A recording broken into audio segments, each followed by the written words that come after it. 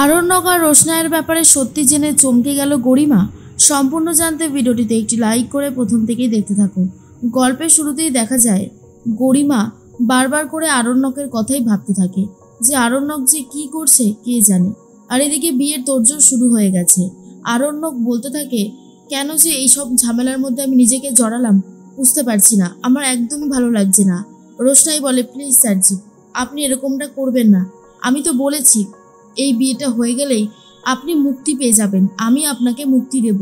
আমি কখনোই আপনার সাথে যাব না। তারপর আমার রাস্তা আলাদা আর আপনার রাস্তা আলাদা, চিন্তা করবেন না।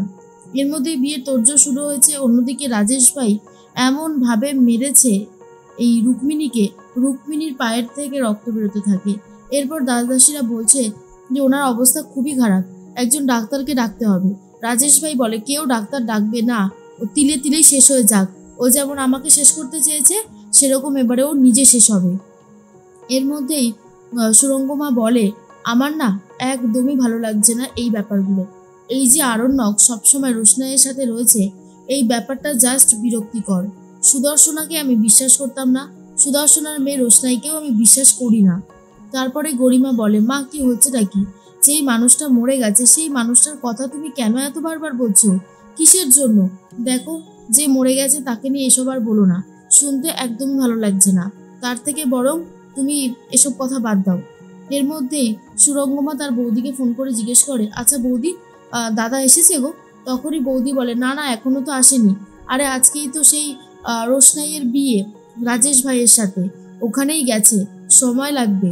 তখনই সুরঙ্গমা বলে, উফ, তুমি যে কি নিশ্চিন্ত করলে আমাকে, তোমাকে আর কিভাবে বলবো। খুব ভালো হয়েছে, এটা একটা দারুণ খবর দিয়েছো যে রোশনাইয়ের সাথে রাজেশ ভাইয়ের বিয়ে হচ্ছে। ফোনটা নিয়ে নেয় গরিমা আর বলে, কি বলছো কি? রোশনাইয়ের এত ভালো একটা মেয়ের সাথে ওরকম একটা গুন্ডার বিয়ে হচ্ছে? এটা কিন্তু ঠিক হলো না মামি।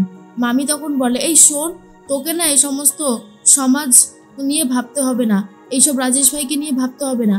তুই তো নিজের বিয়েটাকে সামলা। আর আরণ্যকের সাথে চট করে বিয়েটা করে ফেলতো। ওই ছেলেটার মতিগতি আমার একদমই ভালো লাগে না। এই বলেই ফোনটা রেখে দেয়। অন্যদিকে সিঁদুরদানের সময় হয়ে গেছে। আর তখনই আরণ্যক তখন রোশনাইকে সিঁদুর পরিয়ে স্ত্রীর সম্মান দেয়। এরপর সবাই খুব খুশি হয়েছে। আর তখনই রোশনাইকে নিয়ে চলে যাবে বলে ঠিক করে আরণ্যক। এর মধ্যে রাজেশ ভাই পুলিশকে ফোন করে। আর পুলিশ তখন বলে, কি ব্যাপার রাজেশ ভাই, সব ঠিক আছে তো? রাজেশ ভাই বলে, কোনো কিছু ঠিক নেই। আমি একটা মেয়ের ছবি পাঠাচ্ছি রোশনাই, ও যেন এই বেনারস থেকে পালাতে না পারে, কোনোভাবেই না, ঠিক আছে? মনে থাকবে তো? অফিসার তখন বলে, হ্যাঁ হ্যাঁ, আপনি পাঠান, আমি সমস্ত চেকপোস্টে অ্যালার্ট করে দিচ্ছি। এদিকে রাজীব বলে, রোশনাই কি যে হয়ে গেল আমি বুঝতে পারলাম না। রোশনাই বলে, চিন্তা করিস না, আশা করি সব ঠিক হবে। যা হবার হয়ে গেছে, এখন আর কি করব বল? আমাদের হাতে তো আর কিছু করার নেই। যদি থাকতো তাহলেও একটা উপায় ছিল। যাই হোক, তোরা সবাই ভালো থাকিস। এরপর রোশনাইয়ের এক মাসি এসে বলে, রোশনাই, এই ব্যাগটা রাখ, এর মধ্যে তোর মায়ের কিছু শাড়ি আছে আর ফটো আছে, আশা করি তোর কাজে লাগবে। এরপর সেই ব্যাগ নিয়ে সবার আশীর্বাদ নিয়ে রোশনাই বেরিয়ে পড়ছে। গাড়িতে করে একটু এগিয়ে যাওয়া মাত্রই চেকপোস্টে পুলিশ এসে দাঁড়ায় আর বলে, আপনি আপনি আপনার পাশেটাকে বসে আছে। তখনই আরণ্যক বলে, আমার স্ত্রী, আমরা হানিমুনে এসেছিলাম এখানে। এরপর আরণ্যক বলে, এবার কি হবে? তখনই আস্তে আস্তে রোশনাই বলে, স্যারজি, আমি নেমে যাচ্ছি, আপনি এখান থেকে গাড়ি নিয়ে বেরিয়ে যান।